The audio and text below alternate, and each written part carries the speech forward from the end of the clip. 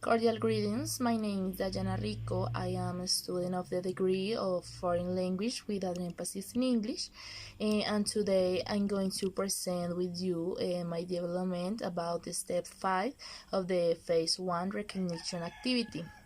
To begin with my definition of didactics of English is that it is the science of teaching and learning in the English language, literature and culture, for which we can say that the operation of this to be a tool for teaching everything includes English as the story, its culture, and its customs.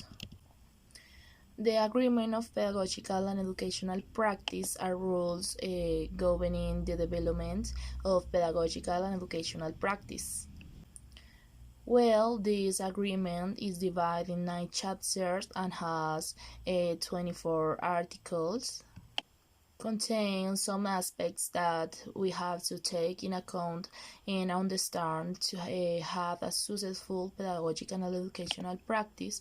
These definitions are about what are practical components, what is the pedagogical and educational practice, what are the nature of the offering of the practical component course, what is the formative route of the pedagogical and educational practice, tell us about the homologation of a practical component course, and enlist the principle of the actions that as a training teacher have to follow in your practical scenarios, and who are the people that are in the academic network, and what is their role to what are the causes of disapproval, the pedagogical and educational practice, also how is the process of evaluation.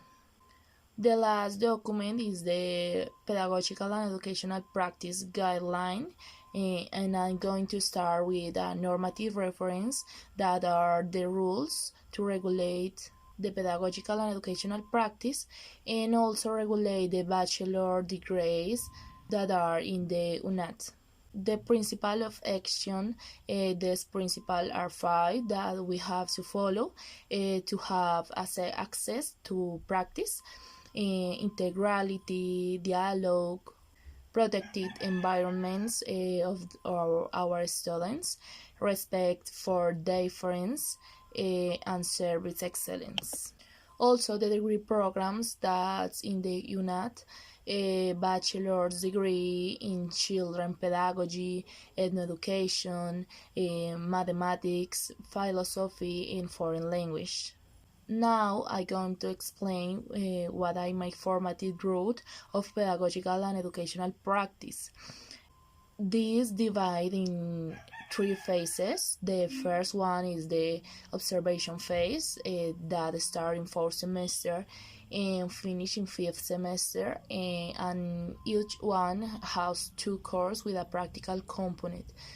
The second phase that is the immersion from the 6th semester to 8th semester, and each one has 2 courses with a practical component. And finally, the investigation phase that is applied from 9th semester to 10th semester.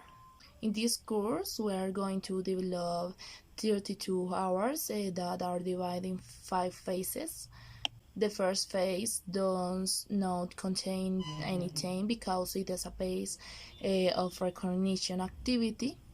The phase number 2 are going to develop to 8 hours of participation observation. In the phase number 3, we're going to do 8 hours participation observation. In the phase number 4, we are going to simulate 3 hours to SAPEC and 3 hours to develop the portfolio. And in the phases number 2, number 3, and number 4, we are going to complete the 32 hours. In the phase number 5, we are just going to do the final activity, and this is all. Now I'm going to present some of the rights and duties of this document. I am beginning with the duties. The first one is read and understand the guidelines document. The number two is be affiliated with EPS or CISBEN. The number three is plan and have enough time for the fulfillment and development of the activities. The number four is maintain assertive, pertinent, and constant communication with the practical scenarios. The next is assume the appropriate personal presentation. The next is stick to schedules, complete with practice hours, prepare your participation or observation session in advance and with quality. And the last is the teacher in training must exercise their practice with respect. Now the rights, the first one is be preparedly attend in the pre-practice seminar. The second is receive pertinent teaching accompaniment. The number three is receive induction on the development of pedagogical and educational practice. The next is receive accompaniment and support from the academic network. The next is be evaluated and respect in all academic space. The next is be affiliated with ARL by part of the practice setting or the university. And the last is receive certification of your practical exercise.